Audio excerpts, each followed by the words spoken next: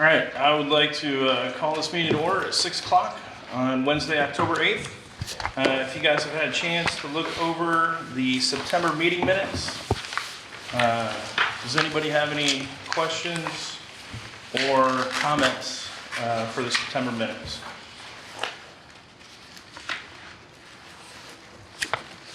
If everything looks good, if we have a motion to approve, I will make a motion to approve. Do we have a second? Second. All those in favor say aye. Aye. Any opposed say nay. Motion carries unanimously. Minutes are approved. And then moving on to our next section. Daniel, do we have any public comments? We do not. Okay. Moving on to the item number 3. Well, we went a little bit out of order. We approved the minutes. So we'll move to item 4A, the Friends of the Library report. Hello, I'm Kim. I'm here with the Friends of the Library. I'm going to read this statement. Good evening, Library Board. I'm Kim Reese, a friend of the Library Board member and current treasurer. Some financial information for you. Since we last talked, the Friends ran a table at the LibraryCon event that had the assorted comics, graphic novels, and signed memorabilia we collect for the year. It was a great event. It went really well. This was an excellent event, and we generated about as much as we contributed to sponsor LibCon itself. We made about $1,500, a little over total in sales. That included a single collectible signed book that sold for $400 alone. We typically do not generate many memberships at this event, but we did see one this year. The Friends have encouraged an increase in funding requests from staff, fulfilling a few requests before the end of the year, and hopefully increasing to fill a few more gaps in next year's budget. As far as activities, book sale, website, we're continuing to move forward with the naming effort for the original wing of the library for Audrey Deering. The plaque process was slowed a little bit, mostly due to some illnesses that slowed folks down.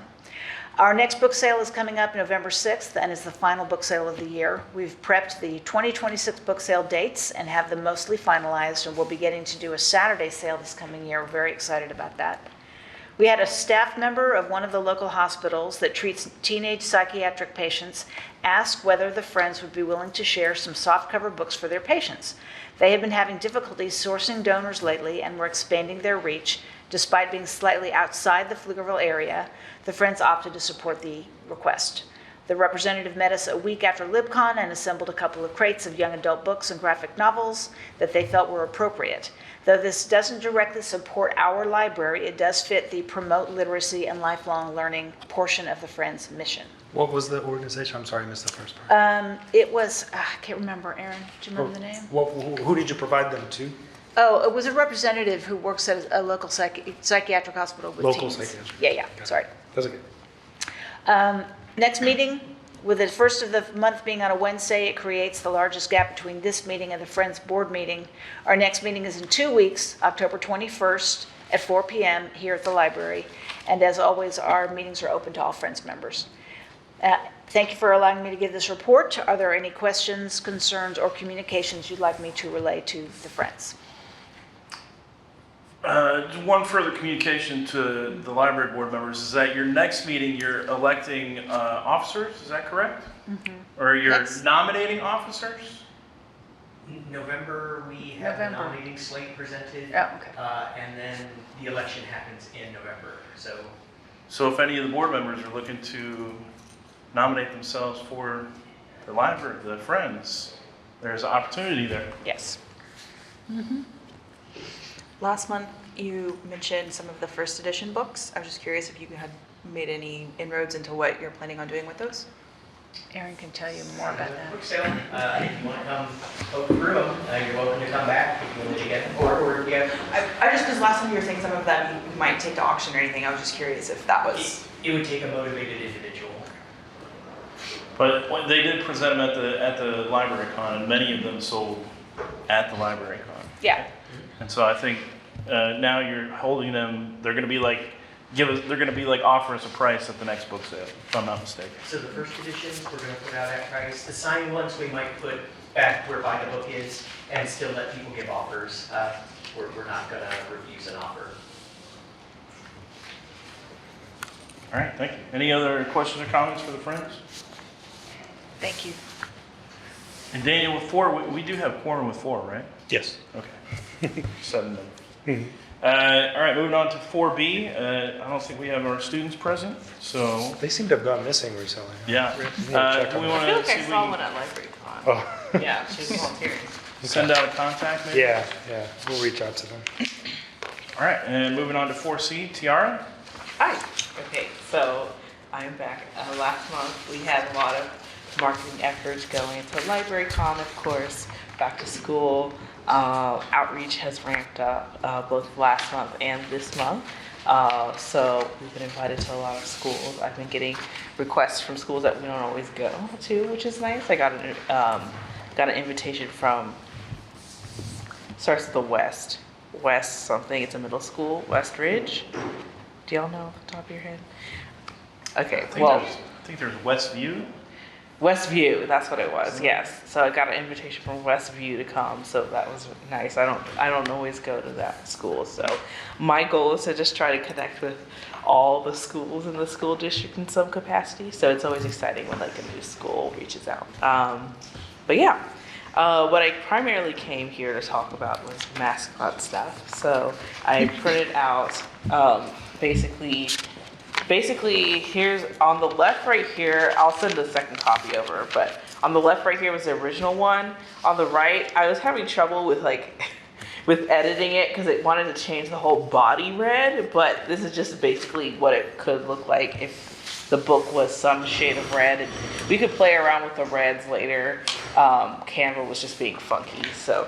And then the other 3 pages in there are printouts of some of the bug/firefly mascots that we could find on the market. The pre-made ones look like they'd run about like $500. I was talking about it with Daniel.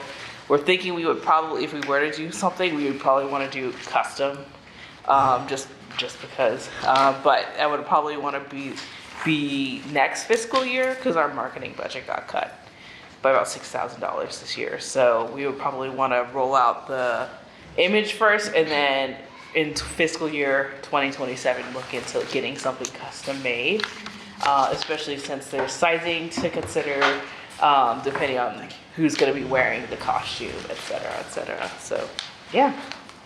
And I'll give you guys a little bit of time to look that over. I printed out 2. I figured that would be a good amount. I like the red book. Yeah. You like the red book? Yeah, it looks nice. Cool.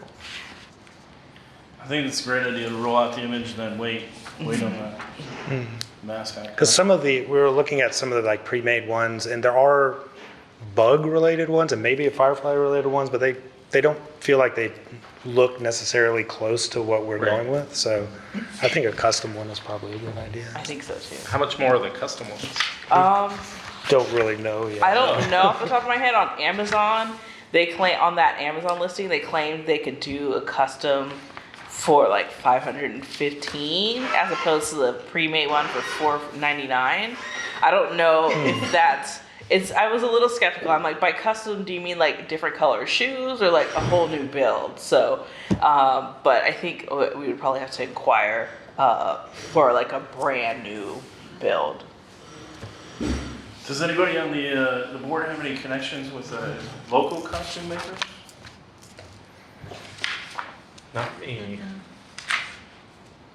Because there's I don't know. I wonder if we could find like a motivated tailor to custom make it local. That's true. That's true. That would be good to do local. Oh should yeah, see no, it's custom made on Cosplayers this. that came to LibCon. Yeah. I feel like cosplayers probably know somebody. Do a little trade. Yeah. But yeah, so that's kind of what we're looking at, what it could look like. And then we're thinking if we do custom, we'll probably want to have it match the body of the mascot and the colors of the library and everything. So yeah. Very good, thank you. Does anybody have any comments or questions? I did have one question. Briefly, we brought up the idea of a newsletter. And so I was at a library up in Fort Worth, and I meant to bring it, I forgot the house. But they had like a quarterly newsletter, so one they only print out like 4 times a year. And it was in a stack right at the front of the library desk and table, and you could take one. And it had like a little calendar Well, it had like 1 calendar, 2 calendar, 3 calendar, and just, like annual events that happen every year. Not necessarily all their programs, but like, hey, LibCon's coming up in this next 3 months. Because like, I always want to know what's going on, but I never check the website. And it's like totally my fault, but Yeah, it's like physical. If I have something physical, then I read it. totally understand. Yeah, definitely. Yeah, definitely. I can revisit that at the time. I think when it was first proposed, I was a little overwhelmed, but I can maybe revisit it now and see Yeah. how, especially with Substack and things like that. Now it's probably a little bit more accessible to.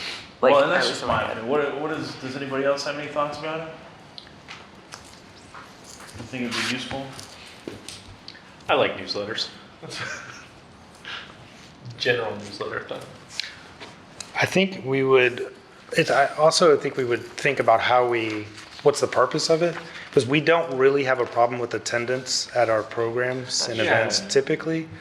But that's not to say it's not useful. It's still maybe like let people know about all the things we offer, kind of more general, like big events, resources we can highlight, that kind of stuff. Yeah, like what's the hey, we purpose just of doing got the the book labor? box. Yeah. Yeah. Right. I think, yeah, definitely.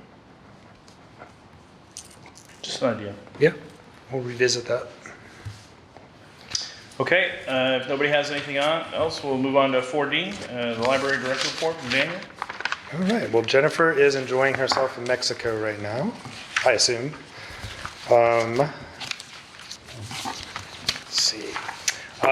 Before I get into statistics, we did receive a complaint recently. The person was concerned about our family pride celebration, which is what we do in conjunction with the city Pflugerville Pride that happens downtown every year. And they also brought up some concerns with some of the related books in the collection. And our youth services, head of youth services, Melissa, wrote a really detailed response and kind of acknowledged their concerns, but also explained why we do the things we do.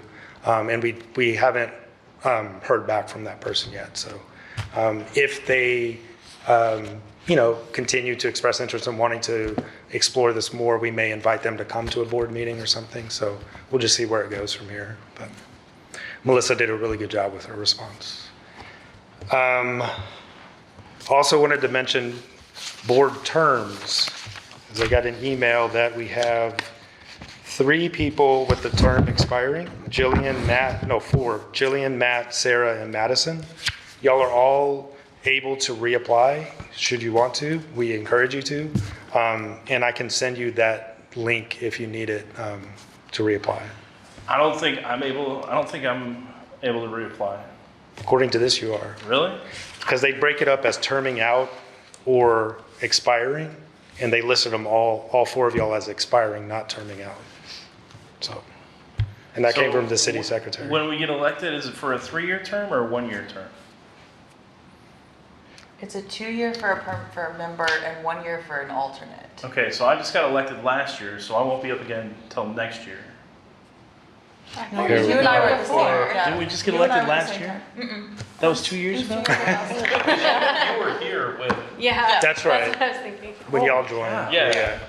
Okay, yeah. So I'll send an email to y'all with Time that link. flies. Yeah.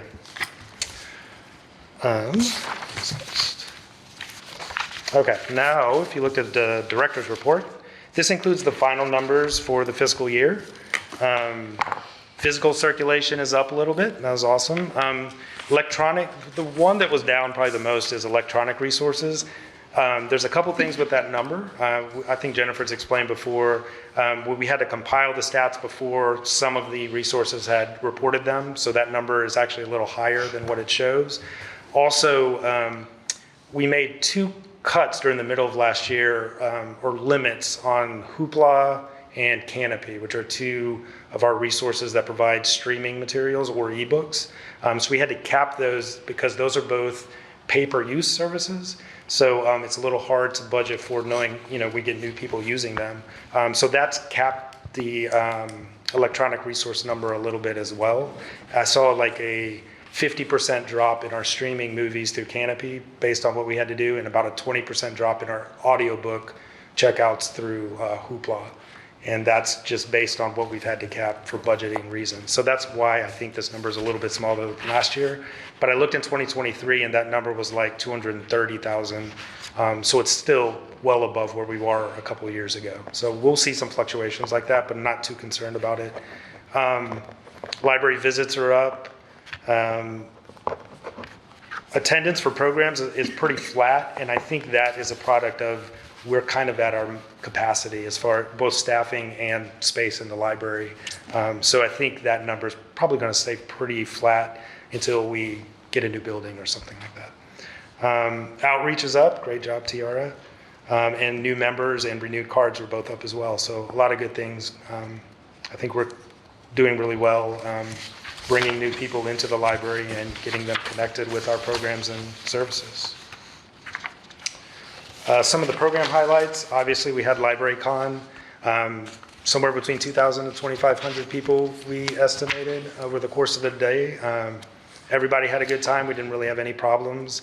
A lot of amazing costumes that people put hours, hundreds of hours into making. So, and we got a lot of feedback from people that go to these type of events and they really like the one here because it's a little more intimate. It's not trying to sell them 1,000 things. So it's very affordable for families and they get a chance to interact more with the authors and artists and all that. So Betty does a great job with that event. I mentioned circulation, and then we had a lifelong learner fair as well, and that's part of our partnership that we have with a local organization to do job search assistance, workforce development related programming. In addition to this, we do resume review, so people can email in the resumes and we send it to them and they provide edits back to the people. And I think we've had about 40 or 50 of those come to us in the past few months. And then she also provides walk-in career assistance 2 Saturdays of the month, as well as some of these programs that we do occasionally. So it's been a good partnership and I think it's providing something useful to the community. And I think that is all for that. Does anybody have any questions about any of those things? Are there opportunities to get involved with LibraryCon now that it's a year out? Like how would someone go about getting involved with it? Yeah, I don't know if we did it this year, but typically we, before the event, we'll send out a call to different people, like the boards, if anybody wants to volunteer at the event. If you want to do more than that, I can put you in touch with Betty. Her planning starts months before it happens, and I don't know how much need she has for the planning assistance, but the day of the event, we always can use as many people as possible. Awesome. Yeah. Selfishly, 1 month we had, Jennifer had made like stuff going on in the next month. Mm-hmm. If we could continue that. Like program highlights coming up. Right. Yeah, good idea. But there is a Renaissance Fair coming up in November on the 15th, I want to say. That's correct. And so that'll be the library is hosting its first Renaissance Day. So it'll be like a mini fair. So if you're interested in helping out with that, Yeah. you can probably Just reach out into to me that. or Jennifer, yeah. Yeah, that's going to be very similar to LibraryCon in that it'll kind of take over the building for the day. Does anybody else have any questions or comments? All right, moving on to 5A, the library board 5-year plan. So this is like the main order of business for the day. We're supposed to approve the 5-year plan. I think y'all have had a chance to look at it. I sent it out again in the email. I printed out a couple copies if anybody wanted to look at it again, or if y'all are just ready to vote to approve. Does anybody have any concerns, questions, comments? No. All right, if we have a motion to approve. I'll make a motion to approve. Okay, and do we have a second? Second. All those in favor say aye. Aye. Any opposed say nay. Motion carries unanimously, and 5-year plan is approved. Thank you. Yeah, thank you. And does anybody else have any new business they'd like to briefly bring up? We wouldn't be able to talk about it now, but we'd be able to introduce it, so that way we could get it on next month's agenda.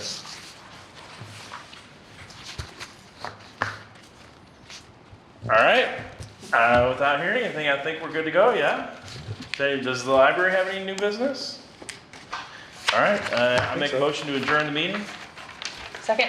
All those in favor say aye. Aye. Any opposed say nay. carries unanimously. Thank you, everyone.